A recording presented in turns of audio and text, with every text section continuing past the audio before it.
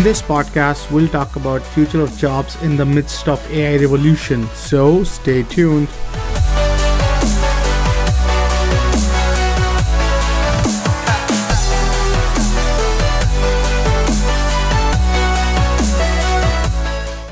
Thank you everyone for braving your night travel to come to the event. You are all heroes. So a round of applause for all of you. So the funny story. So when we were told to put up this panel, and I said it's an AI World Conference, and there's a lot of talks about AI and all that fun stuff about AI, but there is not much conversations around the people side of AI. And from there on, sort of, we started conversing on who we should invite to have a conversation on that represents people side of organizations and AI that goes with it. And lucky for me, I bunch of amazing rock stars in Boston community, and almost all of you like picked up. So I do appreciate your willingness and sort of your courage to step forward and help this conversation in Boston on how AI is transforming people, HR, employees, workers. So I'm stoked for this conversation, and thank you so much for all of you for showing up. And in our panel today, we have Scott Jamieson, who is the CEO of Ask HR and Jornata AI. We have Rob May, co-founder, CEO at Thala. Ram, who is founder and CEO of Collaborate and co-founder of Refactor.ai, and Akash, who is a co-founder and CEO of Pathier. Welcome everyone. And if you look at the mix of the folks who are here, the kind of technology they represent, it completes the circle on employee engagement, to like from hiring all the way to dealing with HR, to all the way to ensuring employee growth and thereon. So again, very excited to have you all on the conversation. So to get things started, why don't we all, or you all, talk about, my first question is for everyone, that what brings you to this idea of future of work? Like, what has been your journey? What helped you, motivated you to start what you're doing, and how you're connected with this word called AI and future of work? And maybe Rob, you can start from your end. Thank you so much. So I got here, I was an entrepreneur with an early cloud company, and I sold that company in 2014 and started looking at the next wave of technology, which was, I think, IoT, blockchain, and AI. And I fell in love with AI, and I watched what had happened with machine vision. And I was reading some papers in 2015 on machine learning approaches to natural language processing, and I thought, wow, the same thing's about to happen to NLP. A little bit off on the timing there, but and basically had seen the rise of like Slack and chatbots and stuff like that. And I basically, I just thought there's a lot of unstructured text in the world, and if it's going to become computable, you can do a lot of stuff with that. So started a company on that thesis that, we started actually looking at resume data, and moved away from that because it turns out if I analyze a bunch of resumes that you give me and I try to predict someone who works like you, I'm not actually predicting someone who works like you, I'm predicting like someone who writes a resume like you, which can be very different. So we ended up moving into sort of the support space. We still do have some customers in HR and IT and places like that, but we primarily do support automation. And sort of our innovation is most of these tools require you to sort of spec out questions that you're going to get and provide answers. We take your original support content and we learn from that. We deployed a model, if you're super technical, it's called BiDAF. It's a machine comprehension model out of the Allen AI Institute, and we use that to sort of make determinations about what might be good questions and answers that come out of the content. So that's how I got here. We're 2.5 years old, about $14 million in venture capital raised. So pretty cool. Scott. So my name is Scott Jamieson. Been in the tech world forever, and started out as a software engineer. Got into consulting in kind of the mid to late 90s when the internet boom was kind of taking off. I think around 98. It's about a year after Amazon went public. It's sort of the big internet tidal wave. And I got into consulting then. It was really fun seeing businesses that needed to start harnessing this new thing that nobody had an idea how to use, right? Which was the internet at the time. And then about 10 years later, in '08, which is kind of when digital transformation was starting to be a thing. Nobody called it that yet, but it was really the software's eating the world kind of thing, which was made popular in about 2011. But in 2008 or so is when you started seeing the Netflixes of the world take over. The blockbusters, basically automating everything.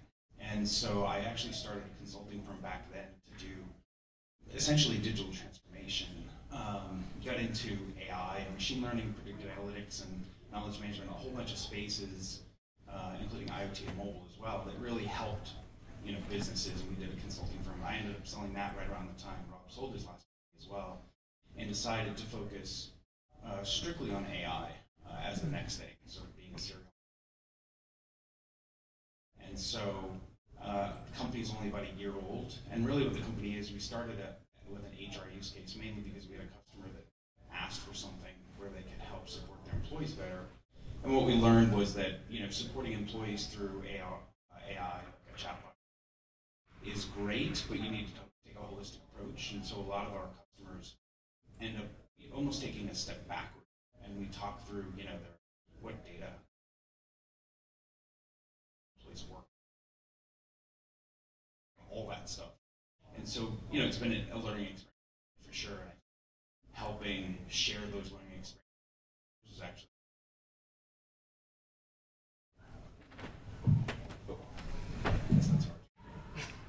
Hi everyone, my name is Akash Sadaria, co-founder and CEO of Pathier.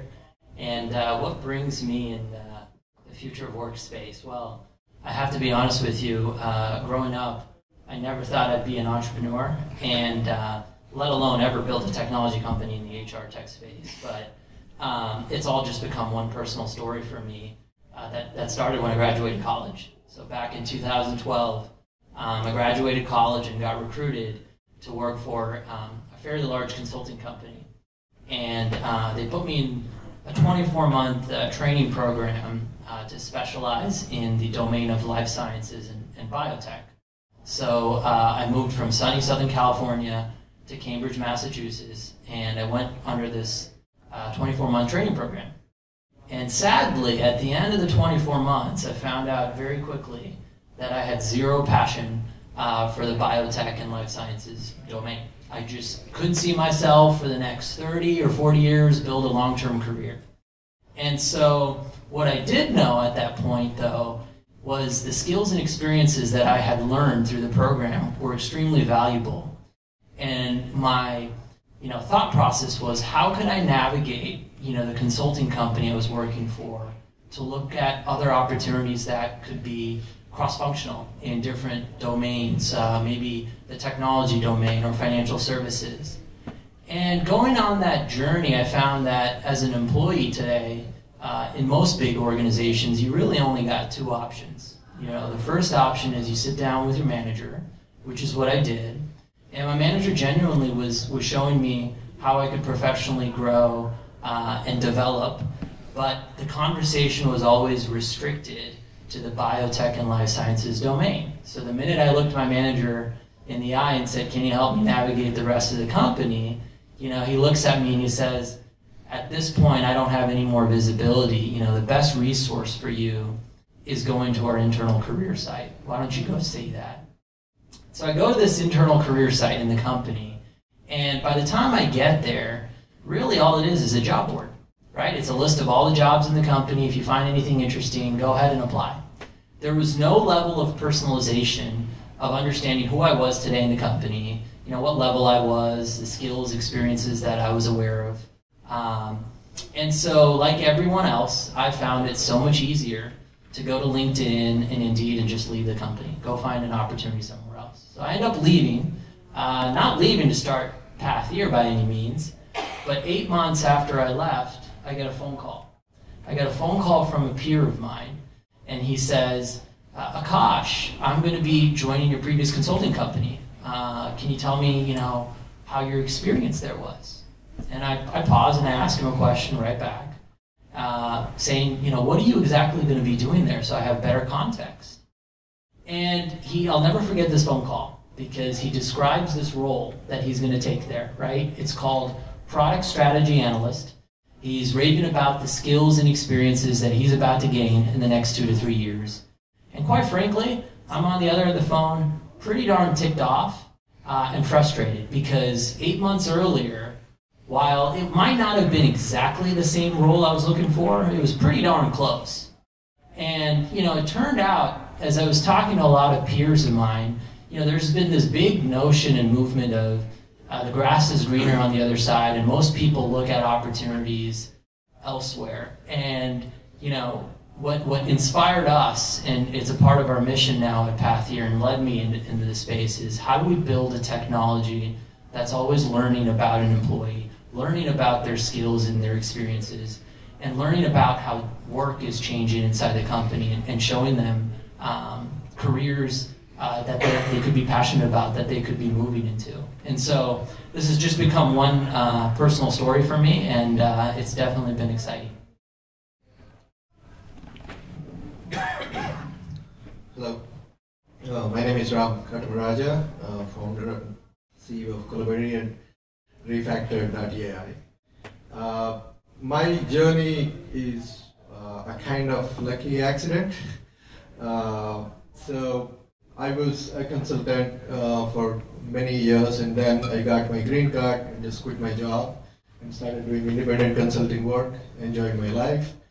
One day I was sitting in my house in Arlington watching TV about veterans coming back from war, and there are no jobs for people without a college degree. And I was thinking in my mind, hey, 10 years ago, I was just like them, coming to a country with, I don't know the language, no culture, I had no idea how to get the job. And I just thought I'll have somebody like one military veteran as a data analyst, right? And I started looking at it, I couldn't find any talent, right? If they have any little talent, they already have jobs, but most of the people are not qualified. So at the time, I happened to talk to my friends, and we ended up decided that, okay, we'll train. And initially we put together a cohort of 5 people, and we trained, and I ended up hiring 3 of them, and 2 went and got jobs outside. There was a very interesting experiment for us, where the people who supported me to accomplish my Let Me Hire a Veteran, they said, okay, we got to do more of this. So that led to we doing about 2 years of just training people, evenings and weekends pro bono. And 2 years later, we ended up training about 300 people, and we are forced to quit our jobs and start it as a business. And the whole thing about the AI, there was this process of helping people who are completely different life, right? And moving them to work in data industry and tech industry is like kind of like rocket science, right? Because the number one problem they have is fear. They have fear that they can't do it, right? And then they're not ready to work. They don't have collaboration skills. They don't have soft skills, like all kinds of things. So being a tech guy and a data guy, like we started analyzing data like crazy. Analyzing data like crazy with one KPI we had in mind. The KPI was, if a person like this gets an interview, they must get that job. It's like one interview, one job. That was the KPI. And to achieve that KPI, we used a lot of analytics, a lot of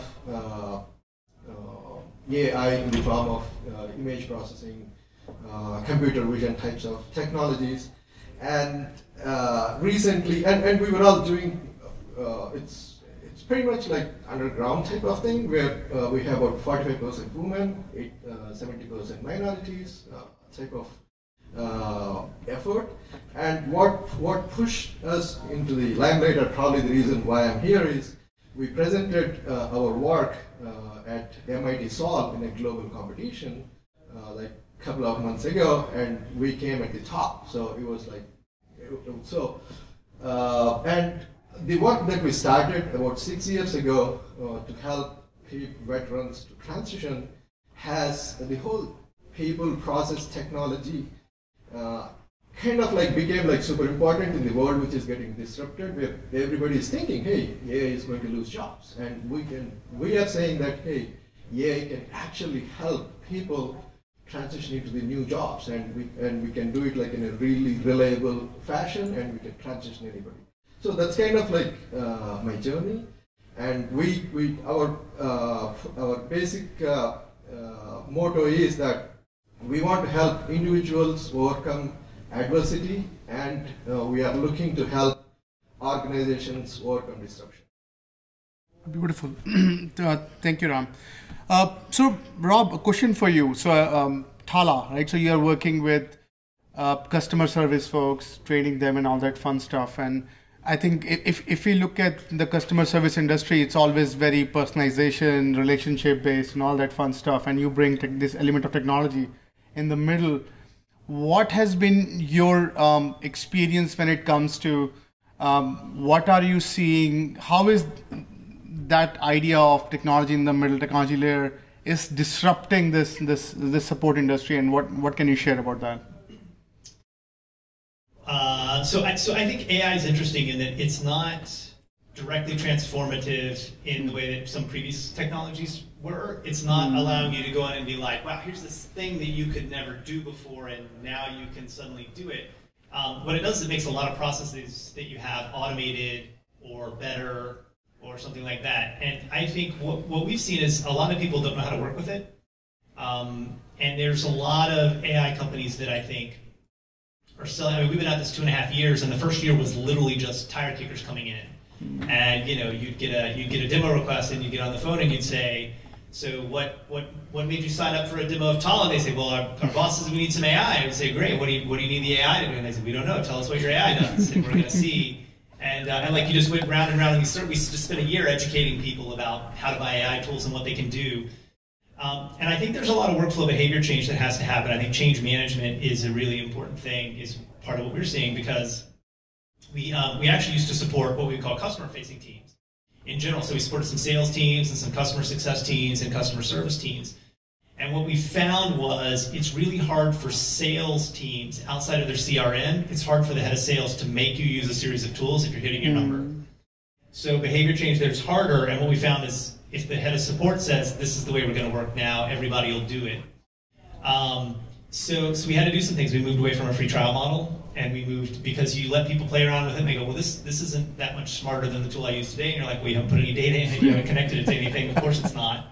And so I just think there's some things that people have to learn. I think now you have software that you have to train to make it better, and we're not used to that. There's not a workflow, right? So if I build a machine learning model today that says, is this a cup or is this a pitcher that's on the table, and I run it and it's 92% accurate, every once in a while I'm going to get one of these in, and the machine's going to say, that's a pitcher. And you're going to have to say, no, you need a process in your organization to say, no, sorry, that's a cup, right? That's a glass. And you got to retrain it. And we're not set up for that, right? Because it's different than sort of bug finding and product development, sort of an ongoing training. And the second thing is people don't know how to deal with probabilistic outputs. So, when somebody says, oh, there's an 85% chance of rain today, and you go, the weatherman's wrong, it didn't rain. You're like, no, the weatherman was right. Like 15% of the time it shouldn't rain on a day that has these conditions. And we're not used to thinking about that in the way that we run our companies and our organizations. And so your average employee doesn't understand these things. So you have to train them on that. So I think those are some of the big differences that we've seen. Interesting. Pretty cool. So, Scott, by the way, very clever name, Ask HR. I think very straightforward. So, as you're creating this layer of where sort of you are creating this chatbot to help employees connect with the HR, what has been your observation when it comes to how have you sort of seen the employee HR interaction change with your platform in the middle? Like, what has been your observation that how are sort of people now interacting with HR? Like, what's your take on that? It's a good question, and it's not that clever a name. If you look at the Fortune 500 and look at their support desk for HR, about half of them call it Ask HR. And so we just said, oh, let's just call it that. Because our first customer was this Fortune 500 customer that said, hey, we basically support employees in two ways. They can either email us at askhr@companyname.com, or they can call us phone number. And if they call the phone number, they wait on hold for an indeterminate period of time because we only have so many people answering the phone, right? And if they email, then again, it went into this email thing, and usually the employee doesn't ask a very good question, so about 24 to 36 hours later, they get an email back that says, what did you mean when you said foo, right? And so they get their answer about a week later, which isn't very productive. So you're either a really expensive employee waiting on hold for an answer, and then getting a tier 1 support person probably, or you're emailing in and probably not getting it back for a few days. So it's just, both of these are not great experiences, and it's actually the most common HR experience for most large organizations, believe it or not. And most of them do call, or many of them call it Ask HR. So we just said, okay, you know what? Let's just throw something that has an element of natural language in the mix, and let's throw something in the way of understanding what knowledge you have at your disposal for an employee. And typically an employer has things like, well, we have our human capital management system. It has your address of record in it, or wherever that is, or it has your pay stub in it. Maybe that's the payroll system, which is another thing. You've got things like open enrollment period, where you've got the current benefit plan you're on and the new benefit plan you might go on, because pretty much every year, every company changes all their benefits around, right? So you're always in this open enrollment thing where people have no idea what an HCA is and why the plan looks like this and all that stuff. And then you've got, in larger organizations especially, you've got people relocating all the time. You've got new employees coming on all the time. So you've got these very specific use cases that we basically focused on, right? If you just answered an employee question once a year, then it's probably not enough value add. But if you're looking at things like relocation scenarios, and you're looking at onboarding, and you're looking at open enrollment, you're looking at these periods of time when you have lots and lots of questions, and you have an elasticity problem where you don't have enough support people answering these questions, so it's a really bad employee experience. So how do you provide some elasticity and some decent comprehension and knowledge, right? And so that's pretty much what we focus on. And what that has done, to answer your question directly, it's actually helped the customer experience, in this case the customer is an employee. And the reason it's done that mainly is that the quality of the data has, because we forced them to say, hey, listen, it's great that you're pointing us to this corpus of like 1,000 documents that are all these PDFs and handbooks, vacation policies and all that, but it's pretty bad. Meaning a support person, and I think this is where your teams come in, is trying to sift through that information, and they haven't done a very good job actually maintaining that. So even if a human is trying to decipher that, it's not very great for them. And imagine that a bot who's even stupider, so to speak, can't figure that out. So what we've done is we've really do a two-phased approach. We actually just help companies understand what information they do have at their disposal, whether it's a knowledge base or a knowledge gap or whatever it happens to be, and then also just understand when should it go to a bot-like thing, like some automated process, whether it's a chatbot or otherwise. Sometimes we don't even want to do a chatbot because a lot of people kind of still hate chatbots actually. So we actually deploy either in a bot format or more like the Google Assistant redesign that I've seen recently, or just go Google, where if you put in a search phrase, instead of having a conversation, sometimes we'll just say, hey, here's all the relevant information kind of in and around what you're asking. Like, here's some questions, here's the top docs, here's this, so it's like a page full of information for that employee, because they're either left with one of two scenarios typically. They go to the intranet and they do a keyword search and they get 20 pages worth of junk, and that's not very useful, right? Or they say, well, that wasn't useful, so they poked around on the internet or whatever, and that was very. So then they call the 1-800 number and they're on hold. And both of the experiences are actually pretty terrible if you think about it. So what we're trying to do is say, hey, listen, could we make that dialing up experience better by providing a chatbot, and can we make that search experience better by just, instead of giving you 500 results, maybe we give you 5, but they're really high probability results, back to Rob's point, because there's been some training and some we're a little bit of human curation in there, so there's a combination of we're probably getting them close enough where it's a good experience as opposed to the normal search experience. So really that's kind of how we're approaching it, and it's really just, frankly, for both us and those employers, almost more of a learning experience around what does AI mean, and no, it's not magic, right? No, I can't point it to this, you know, mess of stuff and magically extract an answer, because, well, how would you think that would work? So it's really educating them on, you know, what a probabilistic answer is as opposed to a deterministic answer, and why that's important to know. And, you know, Rob made a good point, which is our HR people that we interacted with, they just expected it to just answer everything magically, and that was just an eye-opening thing for them, right? To help them understand, like, hey, look, you don't even have the content in the first place. Where are you even? But it's actually been good, because I think, you know, we've also learned there are certain scenarios where you want an employee to go through a computer of sorts, and other experiences where you want it to go to a human, right? And even if the bot, let's say, understands the intent of a question, we might, like in a harassment example, we don't want the bot to be like, oh, great, thanks for letting us know you've been harassed. You know, have a good day, right? Like, that would be an awful experience for an employee. We immediately want to say, listen, Susie from HR is calling you, right? Like, this chatbot conversation's over, that sort of thing. Right, so we really want to understand, and another one is, you know, we can, from sentiment analysis, know that an employee is probably going to quit. Because, you know, simply, if somebody's asking questions about, like, hey, do I get paid out on my vacation days, and, like, what's our COBRA policy again, and, like, there's a bunch of questions that kind of start implying that they're probably looking for another job and all that sort of thing. The question is it ethical to use that support tool to now know that, you know, Joe's might thinking of leaving, right? So just because you can infer and do predictive analytics doesn't mean you should, right? And so those are some of the things. There's probably 100 more, but those are probably the top ones. Pure, awesome. So Akash, I think the last time we were talking about, we met, I was discussing this idea of that, hey, I was talking to a gentleman from a recently sized company, and he was sharing that most of the employees who realize that they have a bad boss or they have a bad ecosystem around, they end up switching to a different company, and they don't really realize there's other opening internally available.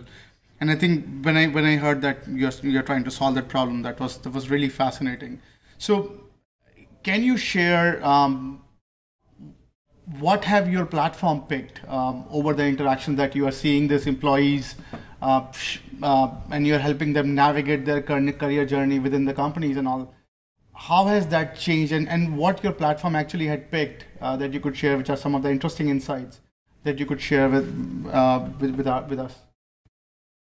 Yeah, so that's absolutely true. The big takeaway I think we have learned is changing kind of the mentality of how organizations really thought of a career journey for one of their employees. And we're noticing that gone are the days of having these big, gigantic org charts and fluffy job titles, and moving towards focusing really around skills and experiences. And the importance of that is because if you're really trying to break down the silos, and you're a big global company and you're trying to show people opportunity, those big org charts and job titles don't do justice. Let me give you an example for that that we're seeing. In the past, at a company, someone might have entered the finance department as a financial analyst, and with the hopes of an aspiration of maybe becoming the CFO one day, right, within the company. Today, though, and in the future, someone that's in finance with the skills of data analytics and maybe proficient skills in Tableau as a software could very well look at work opportunities in the marketing department.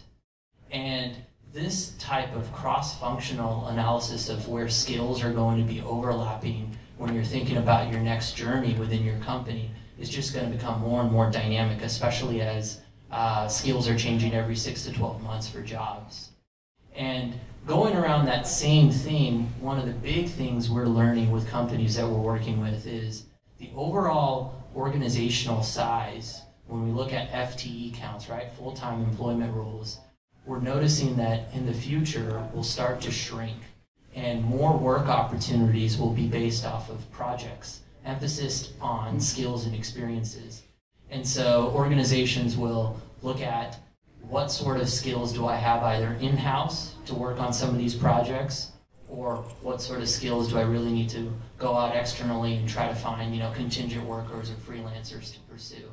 And so I think the big takeaway here that we've learned that our platform now enables is get away from these big fancy org charts, get away from thinking about job titles and title progression, and really focus around what are the skills I have today and what are the experiences I think I want to be building when I'm looking at my career 20, 30 years from now.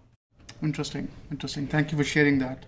And Ram, and by the way, Ram, fascinating story, and thank you so much for helping our veterans. I do appreciate that.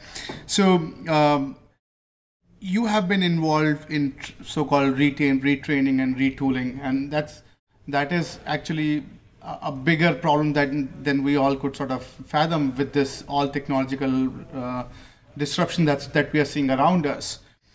What are some of the insights that you have captured through either Refactored or your platform that you could share around how has retraining and retooling evolved or is evolving? Like, what is the future of getting someone at least employable is going to be? Like, what are you seeing in your platform? So the best way to put the approach to what we are doing is I try to automate myself, right? So by that, what I mean is, like 6 years ago, I was hand-holding a person until they get a job, right? So, and it's an extremely hard process, and there are so many nuances, and like every single day we are looking at how do we automate, right? Because if I can do the automation, that allows to scale. So some of the things that we try to do, and what we found out is the number one thing that we need to help people. Okay. Before that, there are lots of platforms out there that are trying to help people gain new skills. Right? You could go online, you could watch videos, you could get it, but most of the times, it's the top 10% of the people who can get those skills. What about the other 90%, right? And those 90% needs different types of interventions. So the first intervention that we found out is overcoming fear, right? So how do you overcome fear? Because people have fear of tech. And one, the tech is taking away your jobs, and now you are supposed to learn tech. So we, based on, by applying certain gamification principles and constantly looking in data, we found out that by giving progressively difficult tasks for them and creating a community of encouragement, both through people and AI, it allows people to overcome that fear. Once they overcome that fear, the next thing that we try to focus on is creating habit loops, right? When I say habit loops, so obviously, like you want people to show up to your job, right? If they are showing up to your job, that means they can do the job. And how can you do that? Nurture that in a platform. So we created this trigger points where we monitor their activity regularly, and if we and we keep nudging them if we see any problems with their behavior or any variations, and then.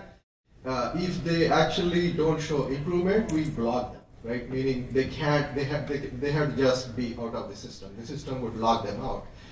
And now they have to go through again, like the process all over again, and to prove that they are ready to change their behaviors. That behavior, using these flags to change these behaviors, allows people to develop the skills that are required, which is just showing up the job. And that data point is extremely crucial for somebody to succeed, regardless of whether they dropped out of a high school or they graduated with a PhD. It doesn't matter.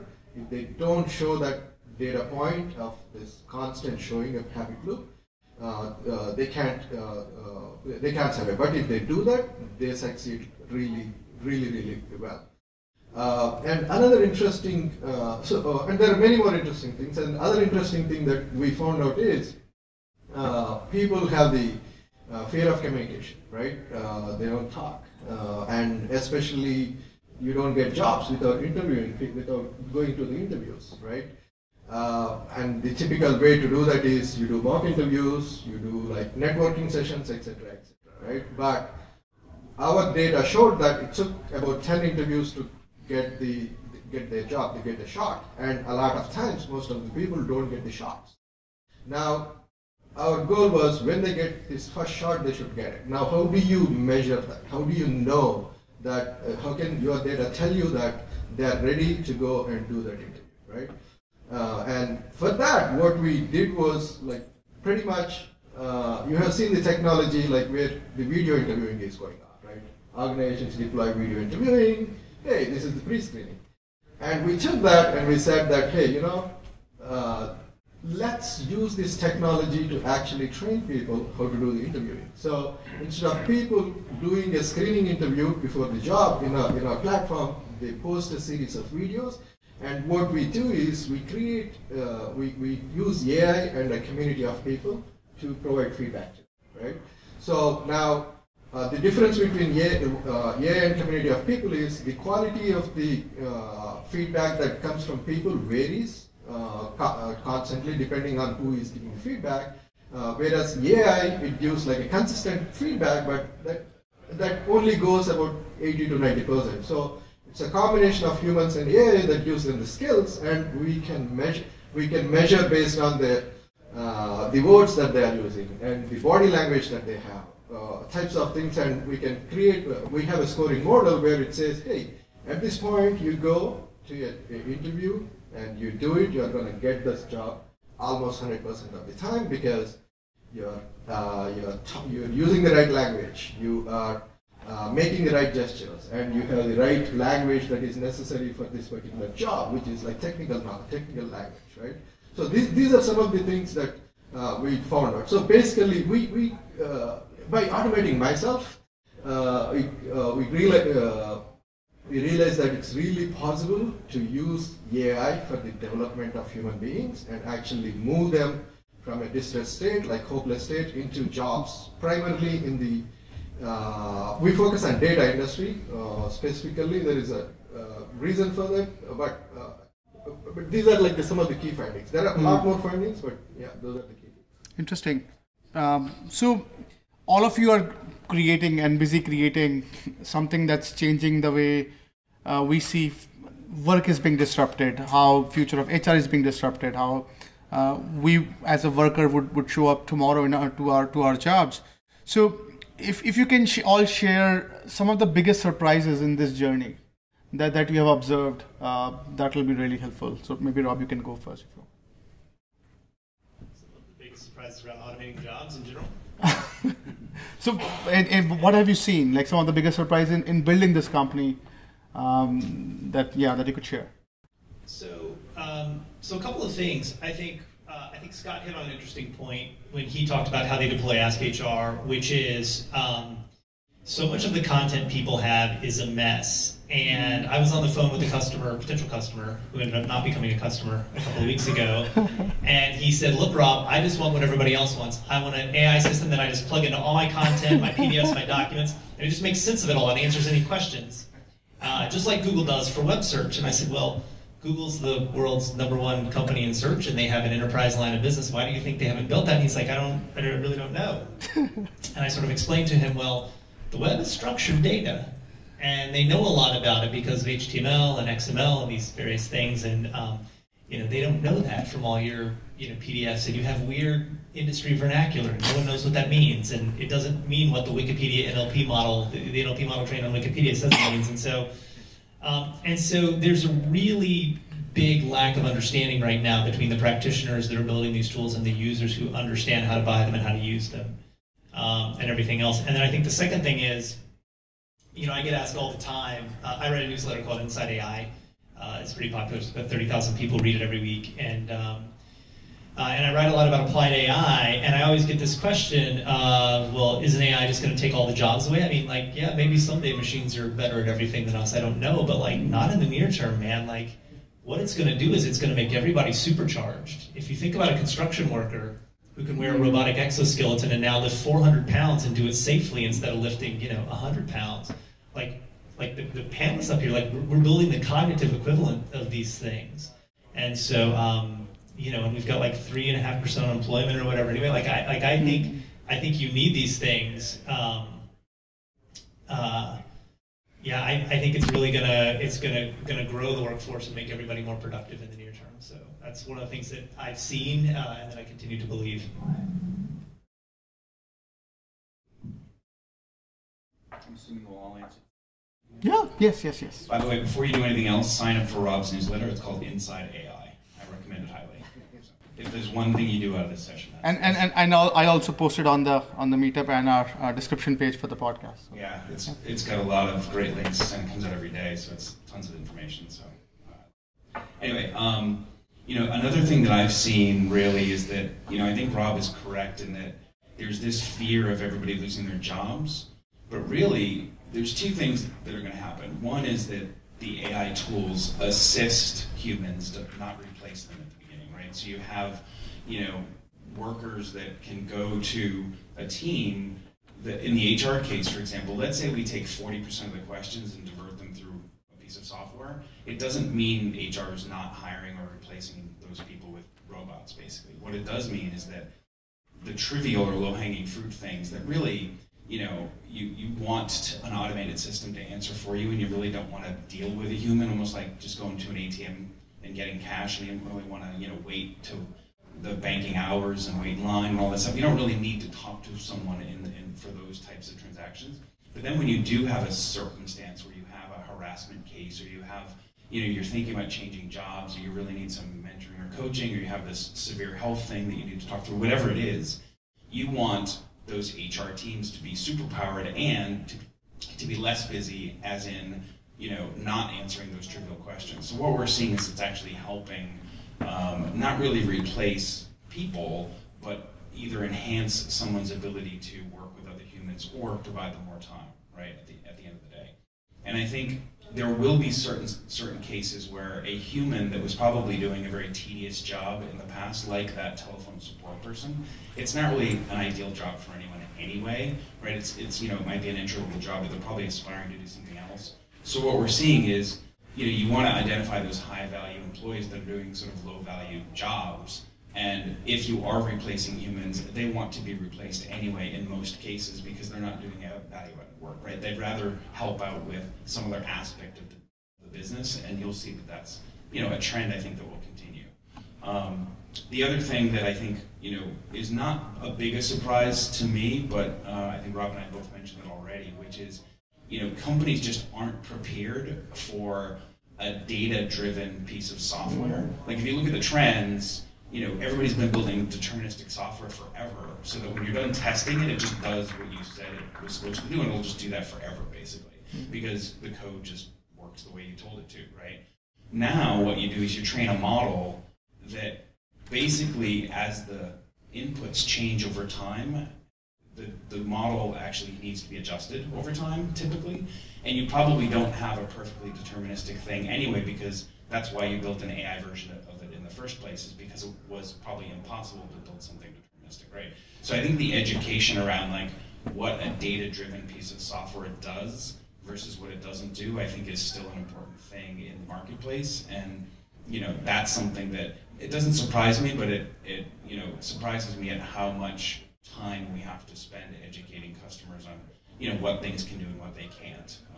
But it's actually an opportunity, and it's one of the reasons where we started off with a SaaS product, basically at the end of the day, which it's supposed to be this thing you just deploy and you pay subscription.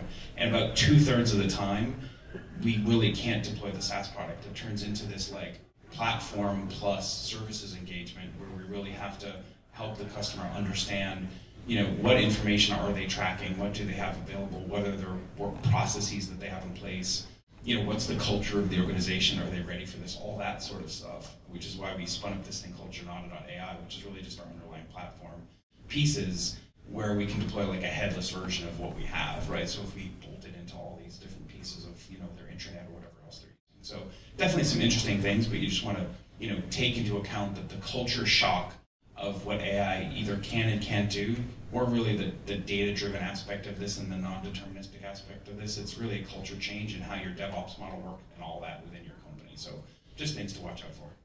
Beautiful. Okay.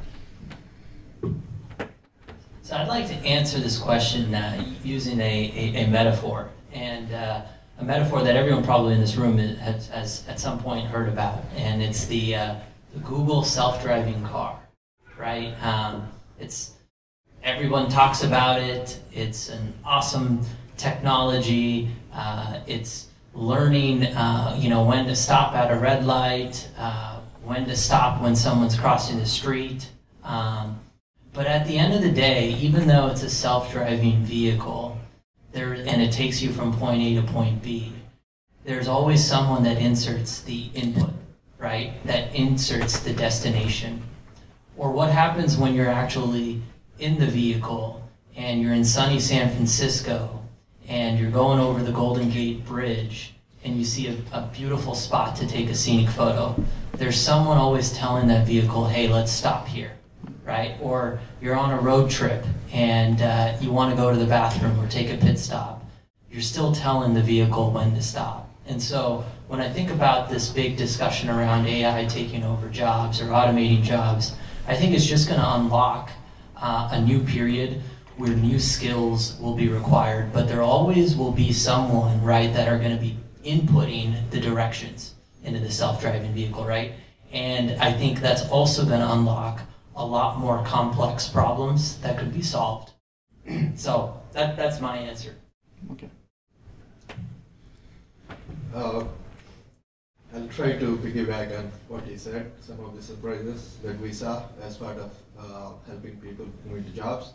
So the general, we are all hearing the news, AI is going to replace jobs and people are not going to be without jobs. But let's say, take an example of truck drivers, right? Probably those jobs are getting automated. Now, when those jobs are getting automated, there must be somebody who will be looking at the data that's about all these trucks. And who would you best depend on make the right decisions? Probably those truck drivers, right? Those truck drivers with the skills of analyzing the data and making decisions on the data, right? So our biggest surprise for us was all your frontline workers, all the jobs that are getting automated, if they are imparted the data skills and they are given the data culture, they would be the best workforce that an organization needs in the future of work, right? So they, you might have you might have typical tech background people on the teams doing the data analytics and data science, but when you add people with this domain knowledge, they bring the hustle, they bring the customer experience, they bring the real world experience. It just changes the game for the company. So for the companies to succeed, we believe that their biggest strength to succeed in the future of AI is their existing employees with their domain. Because we have seen that happening with our current trainees who move like from truck drivers to a data architect like in 3 years, right? Because they understand. And the other thing, biggest surprise for us was internally, AI is not generalizable. Right? Probably the example of what Rob told about the class. So where we apply is when people post videos and and when we are trying to analyze their videos and the audio, typically we have like multiple colors, multiple accents, and all kinds of words, right? AI can only go so far, right? It can only give you a certain amount of information, and you need to add human intelligence to that. So that was like the biggest surprise. And one interesting thing that we found out as part of the human intelligence is the people who are actually going to the platform, they are very selective in terms of whose feedback they're going to take, right? Basically what that means is, to put it simply, we have a mentor ecosystem, right? So where people can go and like seek mentorships. And what we did is we automate this mentorship and make people responsible. And we found the best results when the mentors, when the people are matched with the mentors who have a similar background, who looks like them, and probably they have similar jobs and those things, right? So that was like a very interesting data point for us to identify, even like within the system, in a community, like when people and AI is working together, people are still biased. They want they take the information from AI, but they're still biased with where they're getting the input from. But overall, like our experience has been AI has been working as an extended intelligence for human beings. It's like okay, you can lift 400-pound stuff, right? So that's the heavy work. And in general, in the human development, the AI is working as extended intelligence, not necessarily the core. Awesome. So, as a last question, so now flipping the coin, so wearing your hat of leading a cutting-edge startup in HR world, now if you look at from that vantage point to workers of tomorrow or future of workers, what would your one suggestion be to the listeners and viewers of this session they should do to stay relevant for future? So maybe Rob, you can start first. What is one tangible advice that you could give to the listener viewer? I would say I'm a big fan of this concept of learning agility, and I think it's more important than ever in this kind of world. I think expertise still matters, but your low-level expertise, your expertise of is this a cup, is this a pitcher, matters less than understanding like, hey, I know the process for taking two objects and identifying what is what. Your sort of meta skills, your higher level skills, and so I think people really have to focus on things. And I was basically doing the same thing, which is just learning how to learn better, and just understanding that the future of employment will be kind of the combination of the gig economy and needing to be agile, right? And just as a worker, your job is to improve communication skills and learning skills and teamwork skills, like all those sort of what we call soft skills right now, because the AI and the assistive tools will help you do a lot of the heavy lifting, but you still need to piece it together, work with other people, understand how it applies to the business problem, all that stuff. And I think those meta skills, as Rob mentioned, are really going to be. I think both Scott and Rob hammered in the whole learning concept, so I'm not gonna go there. I think from my vantage point, especially building a technology platform to help people navigate work opportunities in their existing organizations, the biggest thing that I would tell the audience here is really start thinking about your career from a skills and experiences perspective. Gone are the days of thinking about title progression and moving upwards in a specific function or department, right? So as AI and technology is increasing at an ever accelerating rate, think about how a career for you could span over multiple job functions, and what skills and experiences do you want to develop and gain as you're thinking about your career moving forward. So that would be mine, and be open to change too, because change is the only thing that's constant, and with the way the world and technology is moving, right, being more agile and adaptable is going to lead to a more fulfilling career down the line. Interesting.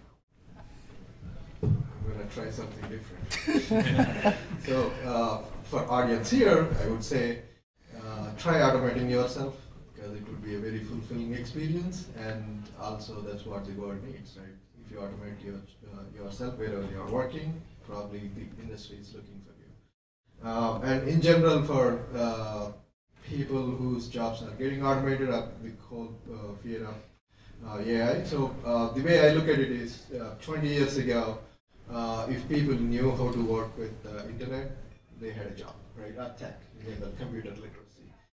Now we are shifting to a phase where it's pretty much we are powered by data. Computing is commodities. So it's important to get these data skills regardless if you are a software engineer. I know many software engineers who has like no idea about data, right? They just, right? So it's important, it's important to understand like how to work with data and how to do data analytics and how to make the data-driven decisions, and that's going to be important for every job that's out there, at least in the near future. Can't see into the long term, but yeah, so that would be my suggestion. Interesting. So that concludes our conversation. So now we can open it to the floor, and I think we have time for maybe one question. So if someone has a question that they want to ask, sure. Not really a question, it's more of a observance that I've had downstairs. Obviously, you and I have had discussions before. I think to talk people off the ledge when they worry about AI replacing their jobs is any human function where it requires empathy for a fellow human being cannot be replaced. At least right now. If we got to a point 40, 50 years from now, probably it'll be Skynet. We're a little worried about that. But anything in that type of realm, you can probably tell people that, I think you're good. If you anything that requires empathy, it can't be by AI. At least that's what I observed. Because there was a talking point up here, what you guys mentioned, and down there as well. Cool. You had a question? I just wanted to piggyback off and say, like, Can you use the mic? That will be helpful. Thank you so much. piggybacking off of that, in terms of resume, jobs, as we shift to more tech skills and experiences, how do we still deal with recruiters and the empathy of recruiters, job seekers? Okay. Can I take that? So, I would say quickly. A month ago, I was attending a conference at MIT around this same work, and the Karen Mills, who is the Small Business Administration, she made the statement. She was like, HR is the last people in the company to know what the job requirement is or what they really need, right? So, do you really want to depend on the recruiter's empathy? Right? So instead, this is what my proposal is. My proposal is the whole resume concept is more than 500 years old. Like probably Da Vinci is the first person who created the resume, right? You can hire a better basketball player because you have better analytics on them, and we don't, right? So I would say we should move. Probably we should use AI to move towards measuring better and get better analytics, right? And try to hire better people. Resume, like I guess somebody was talking about, Rob was talking about resume tells you how good they can write the resume. We should just probably kill it, right? And just, can we get analytics out of it and really try to match the people to their jobs? That would be my take. One more. Sir. This isn't a question, this is a self-promotion. On Thursday, I'm running a webinar that says exactly that. So maybe I can post it on the meetup group and see if anybody's interested. Sure. So that concludes our session. So thank you so much, Rob, Scott, Akash, and Ram. And good luck with your startups. I think you guys are. It's awesome to see you disrupting the future of workspace, and we want to have more such conversation in Boston about how HR is, because they are. As you rightly said, they are the last person who probably would understand what hit them. So I think having this conversation really help spice it up and sort of make it communicable to rest of the community, and so that we can all come together. So I do appreciate you taking time and coming over and stopping by and sharing your wisdom. Thank you so much about for it.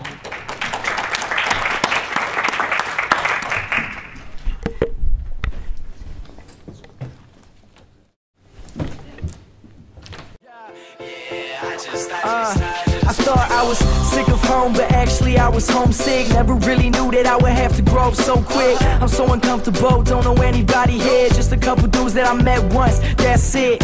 And I go into the booth feeling nervous. Got butterflies in my stomach like I'm so worthless. Is the mic on? I don't know how to work this. Inside I'm breaking down, I hope I'm not up on a